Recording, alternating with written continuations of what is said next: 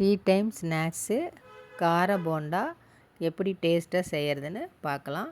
அதுக்கு ஒரு பெரிய பவுல் எடுத்து 3 பெரிய வெங்காயம், 2 பச்சை மிளகா, காஷ்மீரி மிளகாத்தூள் 1/2 டீஸ்பூன், சிக்கன் மசாலா 2 ஸ்பூன், பெருங்காயத்தூள் 1/2 டீஸ்பூன், உப்பு 1 டீஸ்பூன், இஞ்சி பூண்டு பேஸ்ட்டு 1/2 ஸ்பூன், ஜீரகம் 1 ஸ்பூன் எல்லாம் போட்டு நல்லா பிசைஞ்சிக்கலாம். இப்போ கருவேப்பிலை, மல்லி இலை, இப்போ மைதா மாவு 150 கிராம், அரிசி மாவு 75 கிராம், கடலை மாவு 75 கிராம், 1 டேபிள் ஸ்பூன் எண்ணெய், 1/2 டீஸ்பூன் சோடாப்பு எல்லாம் சேர்த்து நல்லா பிசைஞ்சிக்கிட்டு தண்ணி கொஞ்சம் கொஞ்சமாக ஊற்றி நல்லா கலந்து பிசைஞ்சிக்கலாம். உப்பு பத்தல உப்பு சேர்த்து நல்லா பிசைஞ்சு 10 நிமிஷம் ஊற வச்சு எண்ணெயில் பொரித்து எடுத்துக்கலாம். இப்போ ஸ்டவ்வில் ஒரு கடாய் வச்சுருக்கேன். அதில் எண்ணெய் ஊற்றி சூடானதும் நம்ம போண்டாவை போட்டு எடுத்துக்கலாம்.